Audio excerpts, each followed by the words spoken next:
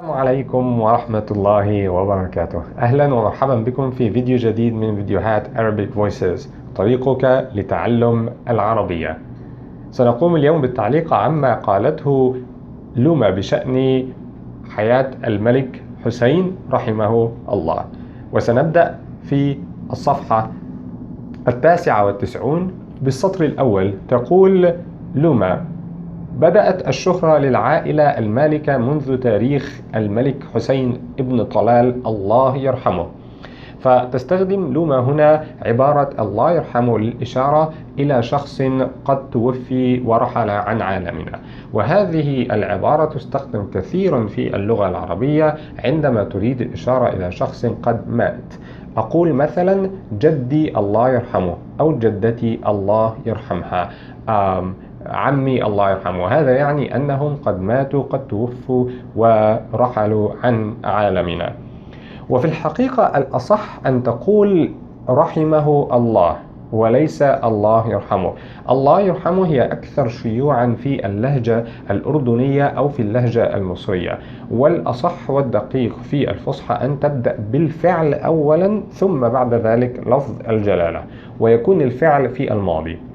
فتقول رحمه الله أو رحمها الله، جدي رحمه الله أو جدتي رحمها الله، ومعنى ذلك أنهم قد توفوا أو قد رحلوا عن عالمنا. عظيم. بعد ذلك ننتقل إلى السطر الثاني، وهنا نريد أن نراجع سريعا ما كنا قد شرحناه من قبل بشأن الصفة والموصوف. وقد أشرنا إلى أن الصفة دائما تتبع الموصوف في التعريف والتنكير، أي إذا استخدمت ال في الموصوف دائما تستخدم ال في الصفة كذلك، إذا لم تستخدم ال فلا تستخدم ال في الصفة كذلك. وقد رأيت أن هذا مثال جيد لمراجعة الصفة والموصوف، فأردت الإشارة إليه سريعا هنا في هذا الفيديو. تقول لوما: ملكنا الشاب المهذب، الصفة الأولى، الخلوق الصفة الثانية، المحبوب الصفة الثالثة. وفي كل من هذه الصفات تستخدم لوما حرف التعريف ال أو أداة التعريف ال، لأنها قد استخدمت في الموصوف أداة التعريف ال. الشاب مع أداة التعريف إذا تتبع الصفة كذلك الموصوف، المهذب، الخلوق، المحبوب. ننتقل بعد ذلك إلى ما قالته لوما في السطر الثامن. تقول لوما عن الملكة: كانت الملكة نور القادمة من أمريكا ذات الجذور اللبنانية الشقراء الجميلة ذات القامة الفارعة.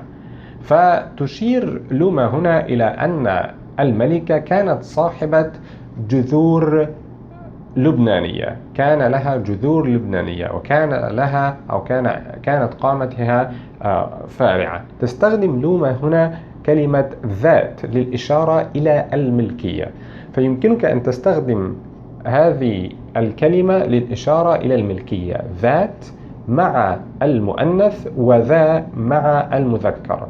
هي الملكة ذات الجذور اللبنانية، أي كانت تمتلك أو كان لها جذور لبنانية. هي الملكة ذات القامة الفارعة، أي كانت لها أو عندها قامة فارعة. تقول مثلا هو رجل ذا مال، أي هو صاحب مال، يمتلك مال. هي امرأة ذات حسب، أي أن عائلتها مشهورة وهكذا. هي كانت ملكة ذات قامة فارعة، أي كان لها قامة فارعة. يمكنك أن تستخدم ذات للمؤنث أو ذا للمذكر، ويمكنك كذلك أن تستخدم المرادف لكلمة ذات وهو صاحبة أو صاحب بمعنى الملكية كذلك. هي كانت ملكة صاحبة جذور لبنانية، هي كانت ملكة صاحبة القامة الفارعة. صاحبة بمعنى ذات بمعنى الملكية، وإذا أردت أن تستخدم المذكر فيمكنك أن تستخدم صاحب. هو صاحب مال، هو ذا مال، بمعنى يمتلك مال. فذات أو صاحبة، ذا أو صاحب بمعنى الملكية. عظيم. ننتقل بعد ذلك إلى ما قالته لوما في السطر 12. تقول لوما: أنجبت الملكة نور الأمير حمزة والأمير هاشم والأميرة إيمان والأميرة الرابعة مش عارفة اسمها. وهنا نرى أن لوما قد استخدمت لفظ أو كلمة أو عبارة من العامية الأردنية. هي تستخدم مش هنا للنفي، وهذه ليست أداة نفي في الفصحى، هي ليست كلمة في الفصحى، ولكن الصحيح في الفصحى أن تقول أو كانت يمكن للوما أن تقول لا أعرف اسمها، لا أعرف اسمها. وهذا أمر شائع في عندما نقوم بالتحدث باللغة العربية الفصحى. غالبا ما يكون هناك زلات، وأحيانا يكون هناك بعض الكلمات التي نستخدمها من لهجاتنا، سواء كانت اللهجة المصرية أو اللهجة الأردنية أو اللهجة المغربية. أحيانا عند الحديث بالفصحى يكون هناك زلات، وهذا أمر شائع كما ترونه كذلك فيما قالته لوما لاحقا في السطر 17 عندما استخدمت ولكن برضه القدر أنقذه ولم يكن القدر إلى جانب الشعب. فتستخدم لوما هنا أيضا كلمة أخرى من العامية أو من اللهجة الأردنية، فتقول ولكن برضه. وهذه ليست كلمة عربية فصحى، ولكن الأدق أو الصحيح إذا أردت أن تستخدم الكلمة العربية الفصحى تقول كذلك، ولكن كذلك أنقذه القدر ولم يكن القدر إلى جانب الشعب. برضو بمعنى كذلك، ولكن برضو هي من اللهجة الأردنية، وكذلك هي موجودة كذلك في اللهجة المصرية. هذا أمر شائع بين متحدثي اللغة العربية الفصحى، وهذا يشجعك على المحاولة والمثابرة في تعلم اللغة العربية الفصحى ومحاولة الحديث باللغة العربية الفصحى. فهناك يعني حتى متحدثو اللغة العربية أحيانا يقومون ببعض الأخطاء، وهناك بعض الزلات واستخدام كلمات من اللهجات المختلفة. عظيم. ننتقل بعد ذلك إلى النقطة الأخيرة، وهي في السطر 28.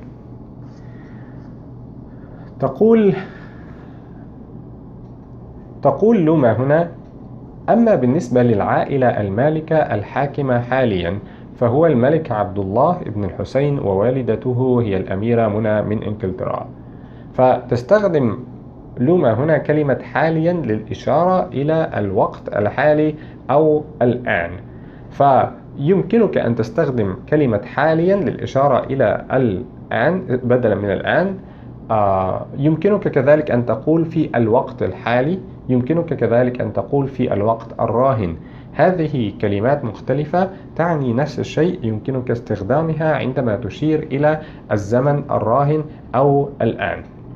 يمكنك أن تقول: أما بالنسبة للعائلة المالكة الحاكمة الآن فهو الملك عبد الله ابن الحسين. أما بالنسبة للعائلة المالكة الحاكمة في الوقت الحالي فهو الملك عبد الله. أما بالنسبة للعائلة المالكة الحاكمة في الوقت الراهن فهو الملك عبد الله، وهكذا. فإذا قلت الآن، حاليا، في الوقت الحالي، في الوقت الراهن، أيا منهما يكون صحيحا للإشارة إلى الزمن المضارع أو الآن أو الوقت الحالي. وبهذا نكون قد انتهينا من التعليق عما قالته لوما، وأشكركم شكرا جزيلا.